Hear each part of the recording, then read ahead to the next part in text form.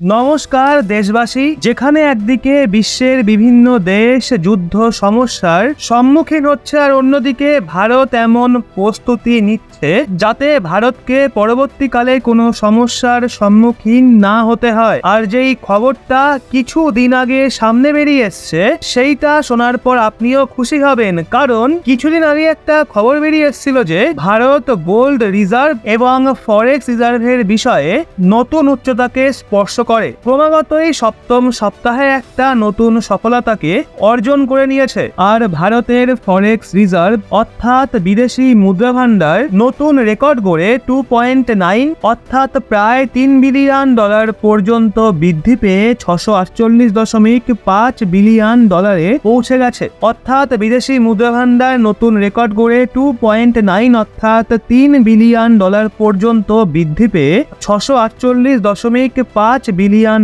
পর্যন্ত পৌঁছে গেছে। কিন্তু এখানে চিন্তা করার মতো বিষয় হলো ভারত তার বিদেশি মুদ্রা ভান্ডারকে এমন সময়ে বৃদ্ধি করেছে যেখানে একদিকে বিশ্বের প্রায় সমস্ত দেশের অর্থব্যবস্থা নড়বড়ে হয়ে গেছে। কারণ দেখতে গেলে এখনো পর্যন্ত ইউক্রেন রাশিয়ার সঙ্গে সঙ্গে ইসরায়েল এবং হামাসের মধ্যে যুদ্ধ চলছে, যা থেকে বিশ্বের বিভিন্ন দেশ নিজেদের ইকোনমির ভারসাম্যকে বজায় রাখতে অসমর্থ হচ্ছিল। কিন্তু পরিস্থিতি এখন আরো খারাপ হয়ে গেছে, কারণ ইরানের দ্বারা ইসরায়েলের ওপর শক্তিশালী হামলা করার পর ইরান এবং ইসরায়েলের মধ্যে বিধ্বংসী যুদ্ধ শুরু হওয়ার সম্ভাবনা রয়েছে। আর এই সময়ে সমগ্র বিশ্বে প্রায় 3টে যুদ্ধ শুরু হওয়ার পর বিশ্বের বিভিন্ন দেশের অর্থব্যবস্থা করোনাকালে বিগড়ে যাওয়ার পর যদিও এখনো ঠিক হওয়ার সম্ভাবনা ছিল, কিন্তু সেটাও তিনটে যুদ্ধকে সামলে উঠতে পারছে না। অবশ্য এর মধ্যেই ভারতের অর্থব্যবস্থা ভীষণ দ্রুতগতির সাথে বৃদ্ধি পাচ্ছে। কিন্তু এখন যে তথ্য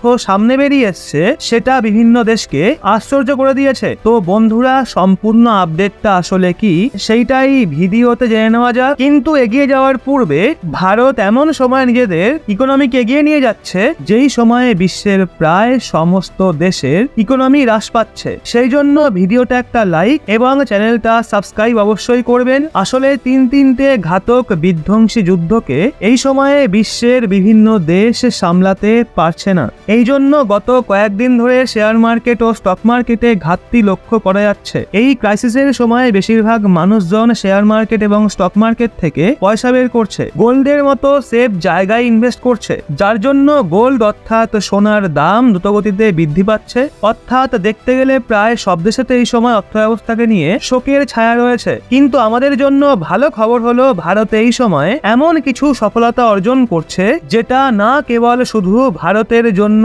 খুশির খবর, বরং ওয়ার্ল্ড ইকোনমির জন্য একটা আশার আলো। আসলে কিছুদিন আগে একটা খবর বেরিয়ে এসেছিল যে ভারতের ফরেক্স রিজার্ভ অর্থাৎ বিদেশি মুদ্রা ভান্ডার প্রায় $3 বিলিয়ন পর্যন্ত বৃদ্ধি পেয়ে 648 বিলিয়ন পৌঁছে গেছে।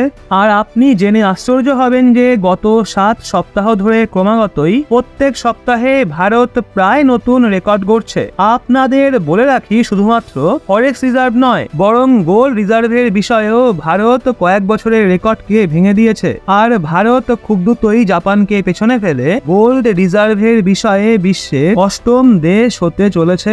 যেখানে গত সপ্তাহে আরবিআই অর্থাৎ রিজার্ভ ব্যাংক অফ ইন্ডিয়া একটা লেটেস্ট রিপোর্ট জারি করেছিল যে ভারতের গোল্ড রিজার্ভ 817 টন পর্যন্ত পৌঁছে গেছে, যার জন্য ভারতের ইকোনমি এমন সময় নতুন শীর্ষের দিকে পৌঁছাচ্ছে যেই সময়ে বিশ্বের প্রায় সমস্ত দেশের এক্সপোর্ট মার্কেট অর্থাৎ ইকোনমিক ক্রাইসিসের দিকে যাচ্ছে। আর ভারতের এই বৃদ্ধি পাওয়া অগ্রগতিকে দেখে চীন, জাপান এবং রাশিয়ার সাথে সাথে আমেরিকাকেও ভাবতে বাধ্য করে দিয়েছে। যেই সময়ে বিশ্ব স্তরে প্রায় তিনটে ঘাতক বিধ্বংসী যুদ্ধ চলছে, সেই সময়ে ভারত তার জিডিপি গ্রোথকে কিভাবে বৃদ্ধি করছে। আর এই জন্যই ভারতের বৃদ্ধি পাওয়া গোল্ড রিজার্ভকে দেখে এখন চীনও নিজেদের গোল্ড রিজার্ভের ওপর ফোকাস করছে। কারণ চীনেরও এই ভয় রয়েছে যে বিশ্বের এই বিধ্বংসী যুদ্ধের সময় চীন কোথাও না কোথাও এছড়ে না পড়ে যায়। এছাড়া ভারত নতুন নতুন হাতিয়ারের ডেভেলপমেন্টের ওপরও কাজ করছে, যাতে বিভিন্ন দেশকে হাতিয়ার সাপ্লাই করার সঙ্গে সঙ্গে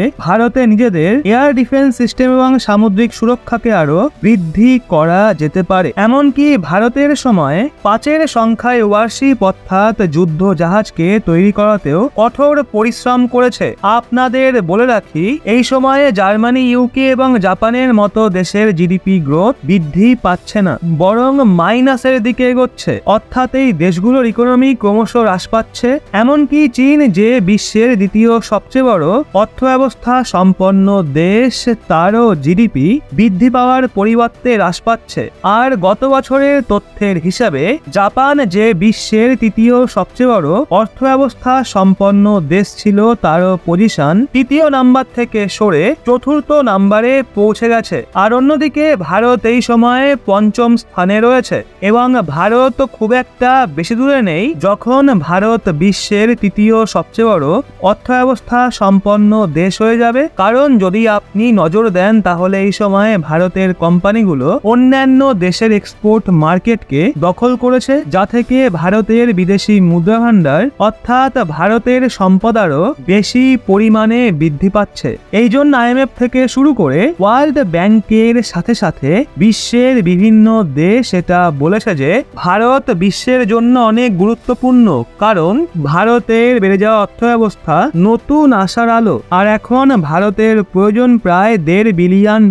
আর তাহলেই ভারত $650 বিলিয়ন ফরেক্স রিজার্ভে পৌঁছে যাবে। এবং তারপর এটা ইতিহাসে প্রথমবার হবে যখন ভারত এত বড় সফলতাকে অর্জন করবে, কারণ এর আগে ইতিহাসে ভারতের সম্পদ $650 বিলিয়ন পর্যন্ত কখনোই পৌঁছায়নি। আর আপনাদের বলে রাখি, বিশ্বের মধ্যে এমন 20টা দেশ রয়েছে যাদের ইকোনমি $650 বিলিয়ন, আর প্রায় 180টা দেশ রয়েছে যাদের ফুল জিডিপি এর আশেপাশেও নেই। অর্থাৎ ভারতের সম্পদ ভারী মাত্রায় বিদেশি মুদ্রায় ভর্তি হয়ে গেছে, যার সুবিধা এখন ভারত বৃহৎ মাত্রায় তুলতে চলেছে। তো বন্ধুরা, এখন বিশ্বের বিভিন্ন দেশ বিধ্বংসী যুদ্ধে যুক্ত হচ্ছে।